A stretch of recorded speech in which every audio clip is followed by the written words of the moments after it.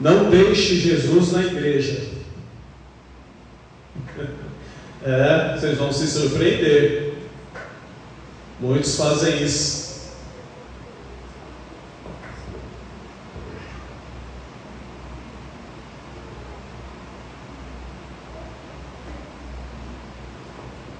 Irmãos, irmã Rita, aumenta só um pouquinho o volume do microfone, por favor.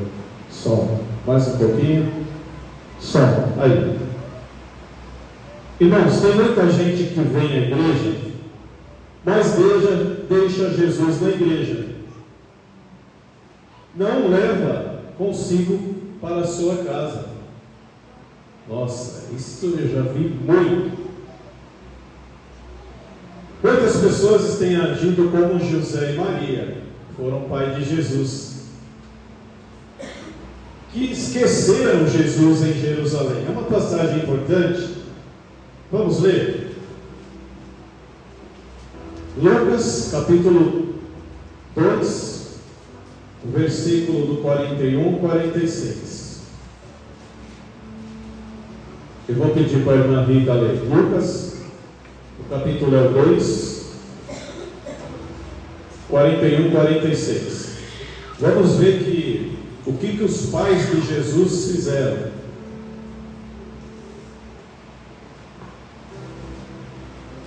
Ora, seus pais iam todos os anos a Jerusalém, à festa da Páscoa. Quando Jesus completou 12 anos, subiram eles, segundo o costume da festa. E terminados aqueles dias, ao regressarem, ficou o menino Jesus em Jerusalém, sem o saberem seus pais. Julgando, porém, que estivesse entre os companheiros de viagem, andaram o caminho de um dia e o procuravam entre os parentes e conhecidos. E não o achando, voltaram a Jerusalém em busca dele. E aconteceu que, passado 3 dias, o acharam no templo, sentado no meio dos doutores, ouvindo-os e interrogando-os. Mães, 3 dias já pensou? Esquecerem os seus filhos em algum lugar por aí? O bom foi que eles voltaram a Jerusalém e viu Jesus pregando, né? Mas esqueceram Jesus. Quando o pastor fala para não esquecer Jesus na igreja,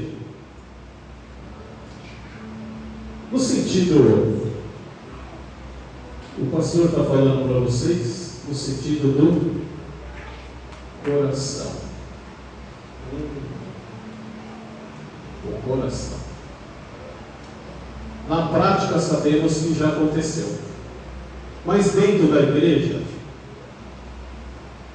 quando a gente vai embora, é natural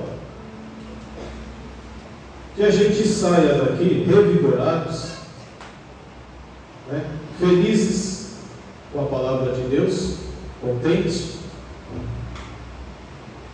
E se for o caso, uma necessidade grande de, ao encontrar pessoas na rua, transmitir aquela alegria para eles. Porque se vocês chegam na casa de vocês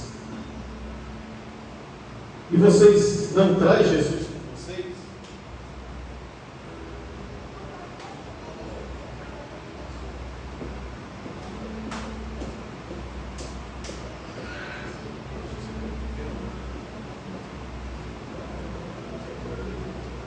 Som. quando vocês vão para casa e chegam em casa, primeira coisa, as pessoas reparam, os vizinhos reparam como que você chega em casa. Eu sei porque eu reparava, morava em São Paulo, e tinha lá famílias evangélicas. E quando eles chegaram,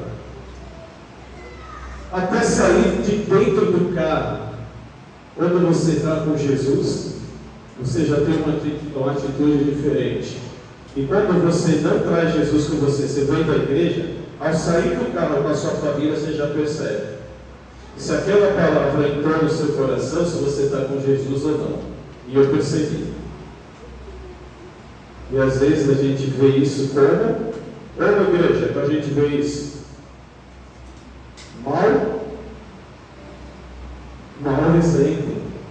Sabe qual é a primeira coisa que vem na nossa cabeça? A gente chega em casa, os vizinhos, sabe qual é a primeira coisa que vem na cabeça de quem está vendo? Aquela igreja lá não está fazendo bem para eles, não. O que eles estão aprendendo lá? Essa é a primeira coisa. Vixe, lá eu não vou. Lá eu não vou. É esse péssimo testemunho que a gente leva.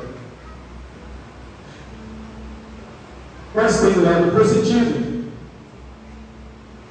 né? Você chega em casa feliz, até para abrir o portão é diferente. Fechar e nem se fala. Você chega até para pôr a chave e abrir o portão, você age diferente. Ao tratar a pessoa, a sua mãe, o seu irmão, a sua irmã, o seu cônjuge, quando você traz Cristo na igreja, é nítido quando você trata com amor quem está ao seu redor, as pessoas olham e falam: olha só, né? Olha o Ricardo como mudou. O Ricardo tão diferente, rapaz, olha lá como ele trata a sorridente, né? Meu amor, tudo bem? Já jantou?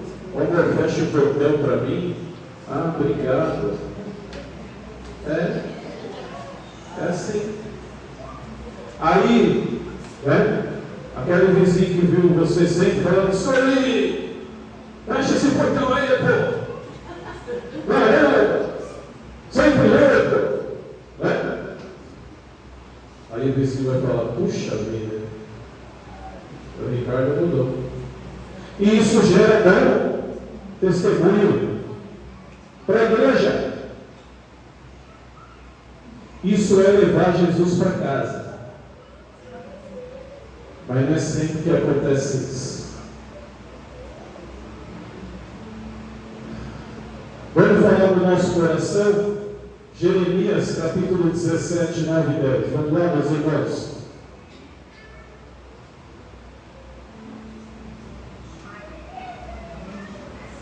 Jeremias, profeta Jeremias, capítulo 17,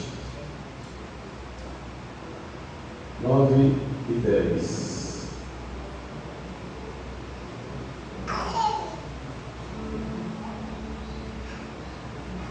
Jeremias 17, 9 e 10. Olha só o que Deus fala do nosso coração. Enganoso é o coração, mais do que todas as coisas, e perverso. Quem o poderá conhecer? Olha 10.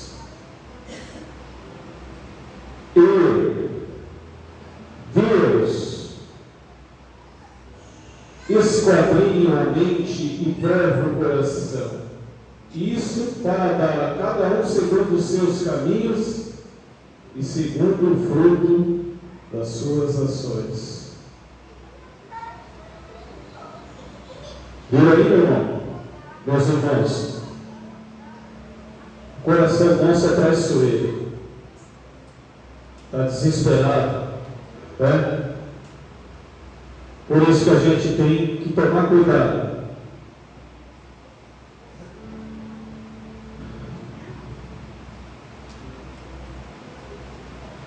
Quando a gente não leva Jesus para casa, corremos sério risco.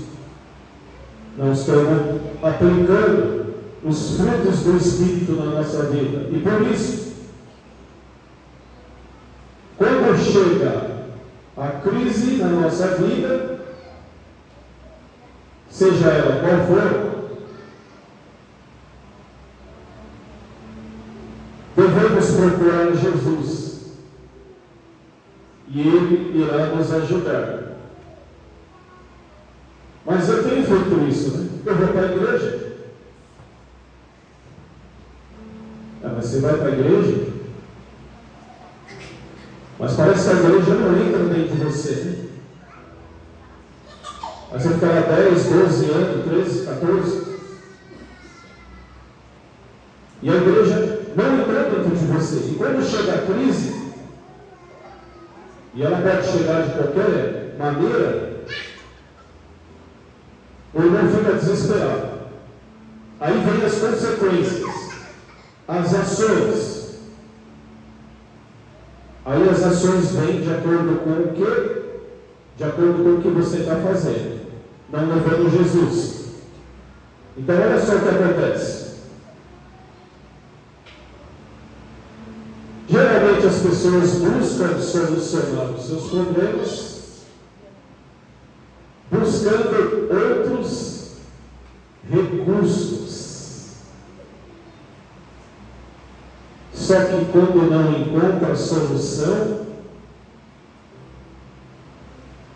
procuram Jesus. Faz ao contrário. Essa é a pessoa que não põe Jesus no coração. Como chegam os problemas, e sempre chegarão. A pessoa que não aponta a Jesus, não coloca na sua vida, ela vem com ações ao contrário. Aí ela sai falando para todo mundo: ai meu Deus, preciso de ajuda. Estou desesperado. Né?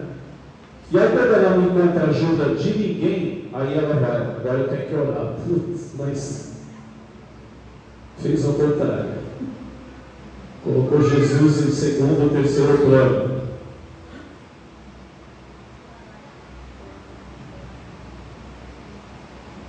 Vamos ler, meus irmãos, Provérbios, capítulo 3, versículos 5 e 6. Provérbios, capítulo 3, versículos 5 e 6.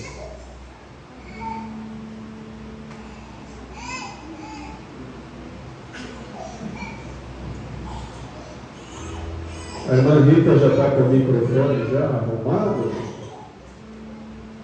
Certinho, pastor. Então tá bom. Os irmãos acharam?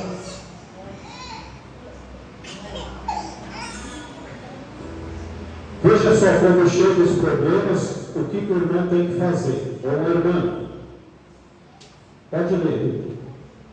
Confia no Senhor de todo o teu coração e não te estribes no teu próprio entendimento. Reconhece-o em todos os teus caminhos e ele endireitará as tuas veredas. Está vendo aí?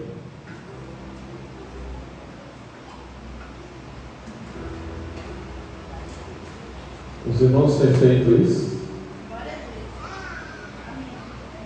Né?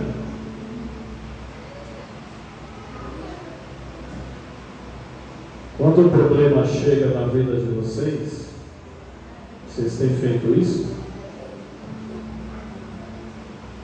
Vocês têm procurado a Deus como referência para resolver o problema da vida de vocês? Vocês notam que o pastor sempre vem falando isso, né? Vocês sabem por que eu sempre falo isso? Porque comigo sempre funcionou. Sempre.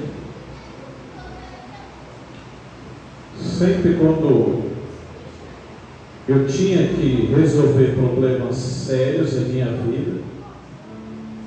Eu sempre procurei a Deus e colocava a situação na mão dele e aguardava a resposta.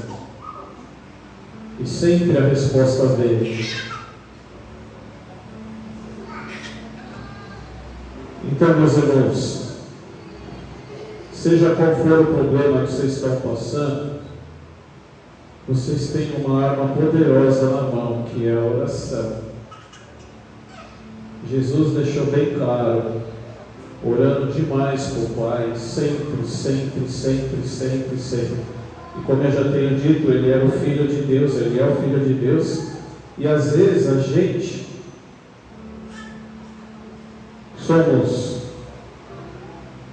temos confiança em Jesus e a gente não ora.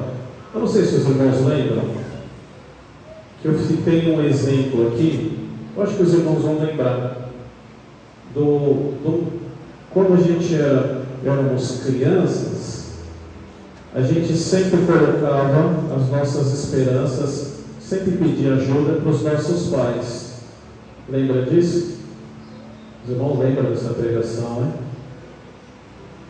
Então a gente não evitava pedir para o pai, socorro, me ajuda, mãe. A gente sempre pede. Mas o difícil é quando a gente cresce. Porque o nosso pai verdadeiro passa a ser Deus. E aí os nossos problemas, a gente vira adulto, mais experiente, maduro, mas nessa parte a gente se torna criança novamente, sabe? A gente tem um amigo, um Deus, um Pai que quer o nosso bem, mas a gente tem aquela trava, a gente não consegue. Isso acontece com vocês, meus irmãos?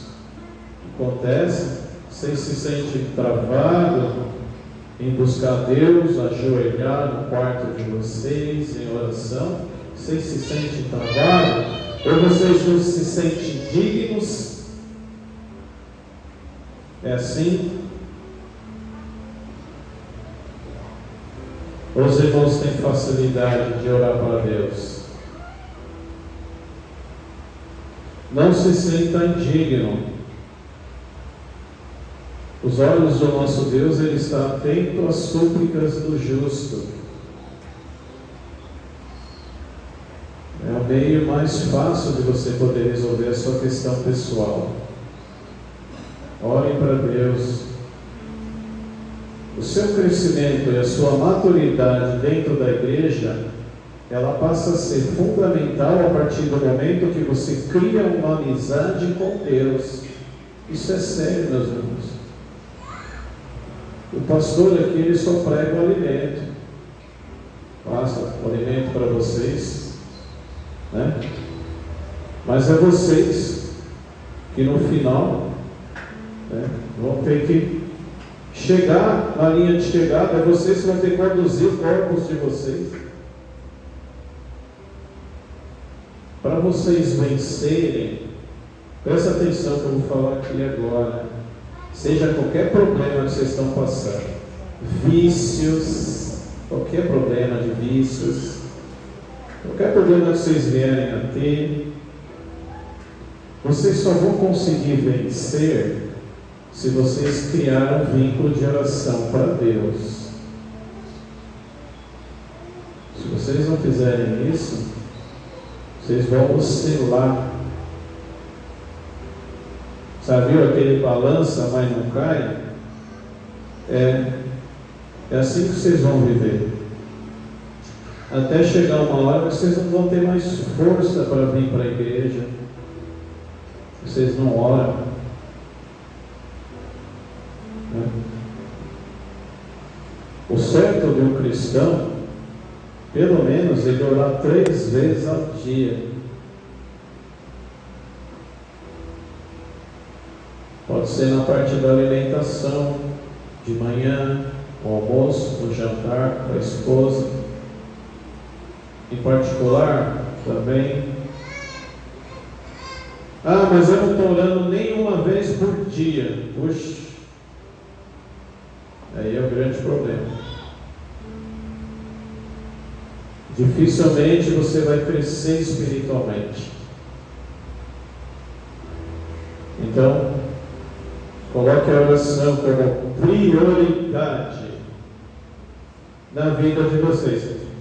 Principalmente, meus irmãos, quando se aproximam os dias da reunião. Quarta e sábado, principalmente. A oração, ela te dá uma defesa de proteção, que é onde o inimigo, ele não vai te alcançar e tirar você do caminho da igreja. E aí vocês sempre vão estar presentes aqui na igreja. Ah, eu não tenho orado. Ah, não, é difícil. Nos dias de hoje, piorou. Se torna impossível vencer.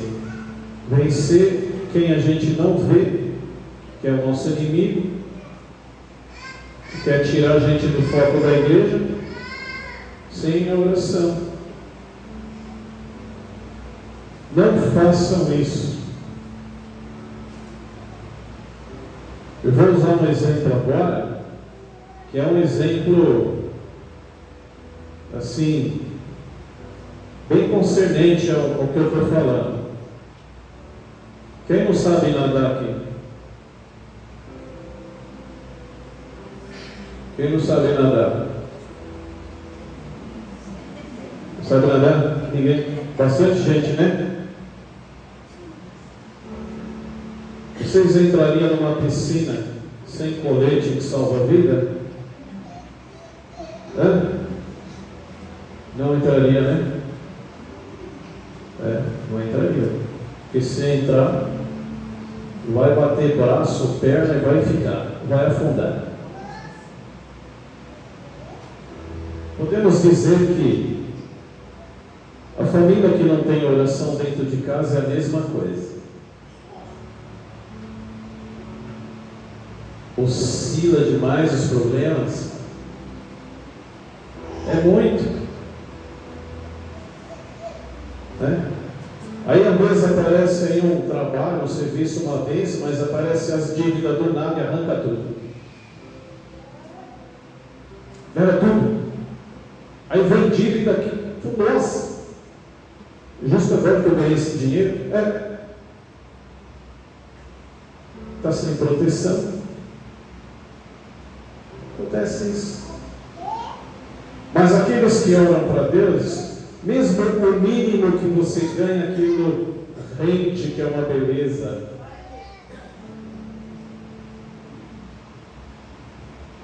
Irmãos, coloquem a oração dentro da vida de vocês um fator primordial. Como se você não ficasse sem a sua alimentação. Ninguém fica sem comer. Você levanta de manhã, café com leite, né? É o tradicional, um pãozinho, né? Isso é o tradicional na vida da gente. E a oração, né? Ah, eu não sei fazer. Veja como o pastor faz a oração. Quarta-feira, nós falamos sobre a oração do Pai Nosso, as particularidades. Quem veio na reunião conheceu as particularidades da oração do Pai Nosso. Veja como o pastor ora. O pastor ora, a maneira. Eu oro conversando com Deus. Desenvolva esse hábito. Para que vocês possam se tornar vitoriosos. E vai precisar. O tempo do fim vai piorar muito. Na Europa, alguns países Irmão, as pessoas estão morrendo de calor.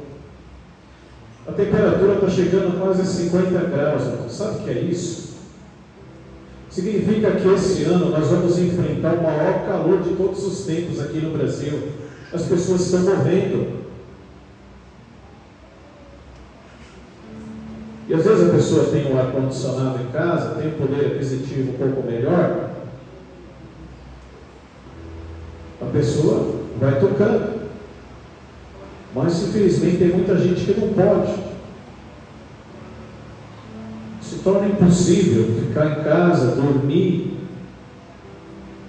O ventilador deixa a gente muito resfriado, acaba ficando doente. Vai piorar. Não podemos deixar de criar uma amizade com Deus depois que nós estamos no meio do abismo. Não faça isso. Agora é o momento. Não esqueça, agora é o momento de criar uma amizade com o nosso Deus Jeová e nosso Rei, Salvador Jesus. Amém, igreja?